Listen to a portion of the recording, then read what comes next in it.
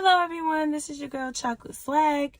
Welcome back to my YouTube channel. It has been a very long time, and initially I was gonna, make an excuse about why I haven't been here and apologize, but I'm not gonna make an excuse and I'm not gonna apologize because I am human and sometimes I go through things. Sometimes I slack, sometimes I get stuck. But as long as I bounce back, I think that's the most important thing. So yes, I've been kind of stuck and on the fence for a while, and I have not been diligent about posting. So I will attempt to do better, but I'm not going to apologize because I'm human.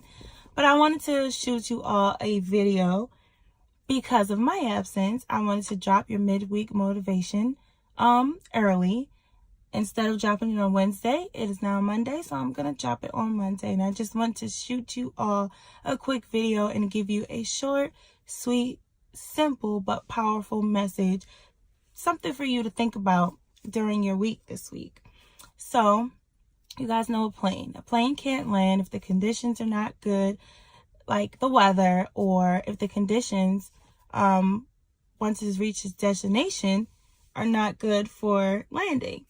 The landing strip. Plane can't land until the coast is clear. So some of our blessings can be stuck in the air because our environment is messy and there's too much stress on our landing strip. So what that basically means is something that we may have going on in our life can be messy, filled with drama, or chaotic. And that's why some of our blessings have not come through, because our environment is too stressful, it's too messy, it's filled with negativity, it's too chaotic.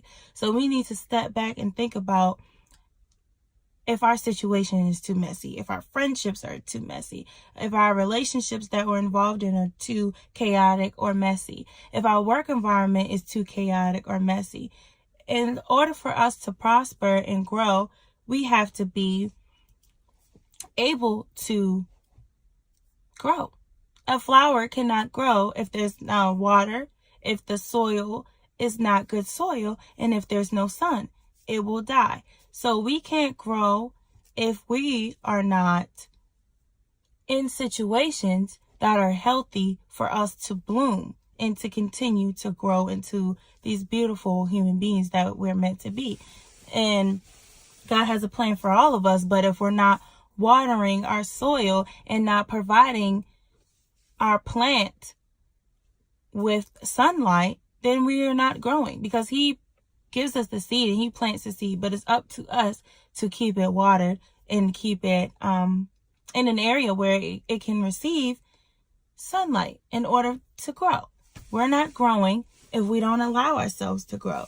We're not growing if we stay in situations that we know are messy. We're not growing if we stay in situations that are chaotic. We're not growing if we just have our blinders on and we don't realize that some of the things that we indulge in or some of the things we participate in may not be beneficial to who we are trying to become in our walk of life, in our journey. In order for us to reach our highest potential in who God has us to be, we have to make sure that we're filtering out negativity. We have to make sure that we are dismissing people who are not assets to our life, because if you're not an asset, you're a distraction.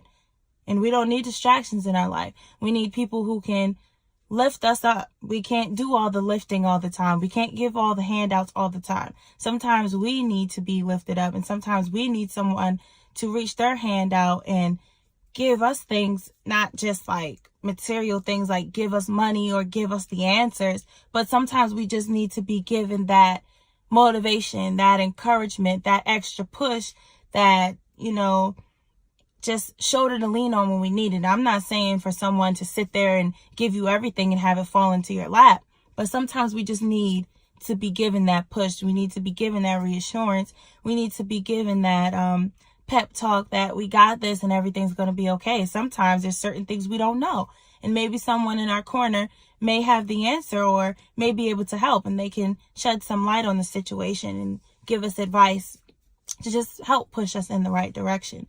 So if our environments are messy, we're not going anywhere. We're going to stay stagnant. We're going to stay stuck. So make sure you clean up your environment. It's spring. It's time for spring cleaning. Clean up the friendships. Clean up the relationships. Clean up the workplace if you have to. I'm not saying if your work life is stressful to you, or if your work environment is stressful to you, to go quit your job, but just maneuver differently. Don't he and ha with every coworker. Don't tell your business to every coworker. Don't be overly friendly to every coworker. Just keep it professional, on a need to know basis. I tell you what you need to know about the business. I help you with what needs to be done, and I make sure the business runs smoothly, and that's it. And, eventually, if your work environment is stressful for you, God may already have a plan to move you out of that situation. So I'm not saying if your work environment is stressful, quit your job. Some of us don't have that luxury to just quit our job. Some of us do have a support system, or we may have something on the side we can fall back on until we find a new job. But clean up your environment. It's spring. This is the first day of a new month. Spring is officially here as of, I believe, a couple weeks ago. The first day of spring was in March at some time. But spring is here. Do your decluttering. Don't become a hoarder of negative energy and negative situations and environments. Don't become a hoarder of that mess. Clean it up and watch how things start to present itself. Watch how blessings start to show up and come through, and just watch how you start to feel energized and happy and different. You'll see a major difference if you just start to clean up some things in your environment and in your life. That's all I have to say to you guys. Happy April. And I hope you all have a blessed evening, and I'll see you next time.